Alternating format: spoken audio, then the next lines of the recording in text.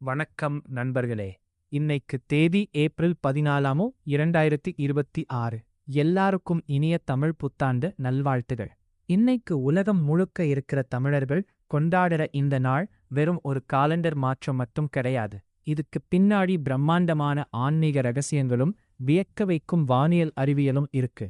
ஏன் சித்திரை முதல் நாளை நாம் கொண்டாடணும், அதுக்கும் நம்ம வாழ்க்கைக்கும் என்ன சம்பந்தம்? இன்னைக்கு இந்த வீடியோல ஒரு குட்டி ஸ்டோரியோட புத்தாண்டு வரலாற்றை பத்தி புட்டு வைக்கப் போறோம். வீடியோவை ஸ்கிப் பண்ணாம பாருங்க, ஏன்னா இதுல உங்களுக்கு ஒரு சர்ப்ரைஸ் மெசேஜ் இருக்கு.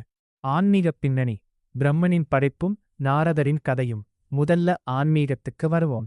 புராணங்கள் என்ன சொல்லுதுன்னா, இந்த உலகத்தை படைக்க பிரம்மதேவர் தேர்ந்தெடுத்த நாள்தான் இந்த சித்திரை முதல் நாள். அதாவது ஒரு புதுயுகம் ஆரம்பமான புள்ளி இதுதான். இன்னொரு சுவாரஸ்யமான கதை இருக்கு. நாரத முனிவருக்கும் பிரம்மனுக்கும் இடையிலான ஒரு விவாதத்துல உருவானதான் அந்த 60 தமிழ் வருடங்கள். பிரபவல ஆரம்பிச்சு அட்சய வரைக்கும் இருக்கிற ஒவ்வொரு வருஷத்துக்கும் ஒரு தனித்துவம் இருக்கு. இப்ப நாம இருக்கிறது பராவப் வருஷம் 2020. இதுக்கு என்ன அர்த்தங்களை ஏத்துக்கிட்டு முன்னேறணும்னு அர்த்தம். அது மட்டும் இல்லாம மதுரை மீனாட்சி அம்மன் கோவில்ல இந்த மாசம்தான் திருக்கல்யாணம் நடக்கும். ஒரு புது உறவு, ஒரு புது ஆரம்பம். இதுதான் சித்திரையோட ஆன்மீக அடையாளம். அறிவியல் உண்மை, தமிழனின் வானியல் அறிவு. இப்போ கொஞ்சம் சயின்ஸ் பேசுவோம். நாம் ஏதோ ஒரு நாள்ல புத்தாண்டு கொண்டாடல. சூரியன் பூமத்திய ரேகைக்கு எக்வினாக்ஸ் நேரா வர்ற அந்த தருணத்தை சரியா கணிச்சு வச்சிருக்காங்க நம்ம முன்னோர்கள். சூரியன் மேஷ ராசிக்குள்ள நுழையுற அந்த ஆரம்ப புள்ளிதான் சித்திரை 1. அப்போதான் பகலும் இரவும் சமமாயிருக்கும். அதாவது பேலன்ஸ். வாழ்க்கைங்கிறது சமநிலையா இருக்கணும்னு நம்ம முன்னோர்கள் இதை கணிச்சிருக்காங்க. எந்த ஒரு டெலிஸ்கோப்பும் இல்லாம கோள்களோட நகர்வை வச்சு வருஷத்தை பிரிச்ச நம்ம தமிழனோட அறிவு இன்னைக்கு இருக்கிற நாசாவையே மிஞ்சுற அளவுக்கு துல்லியமானது. குட்டி ஸ்டோரி, அந்த அறுசுவை தத்துவம், பாசிட்டிவ் வைப்ஸ். இப்போ ஒரு குட்டி ஸ்டோரி.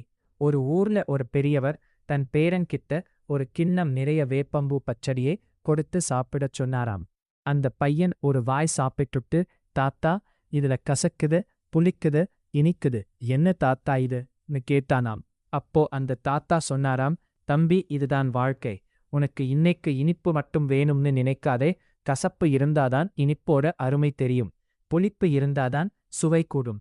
இந்த வருஷத்துல உனக்கு சோகமும் வரும், சந்தோஷமும் வரும். எல்லாத்தையும் சரிசமமா ஏத்துக்கிற மனப்பக்குவத்தை வளர்த்துக்கோ. இதுதான் பாசிட்டிவ் வைப். நாம் செய்யுற அந்த அறுசுவை பச்சடி வெறும் சாப்பாடு இல்ல, அது ஒரு லைஃப் கோச்சிங். கசப்பு துன்பம், இனிப்பு மகிழ்ச்சி, புளிப்பு அனுபவம், காரம் வேகம், உவர்ப்பு தெளிவு, துவர்ப்பு அடக்கம். இந்த ஆறும் சேர்ந்ததுதான் ஒரு முழுமையான மனுஷனோட வாழ்க்கை. முடிவுரை, 2026க்கான மெசேஜ் என் காடு.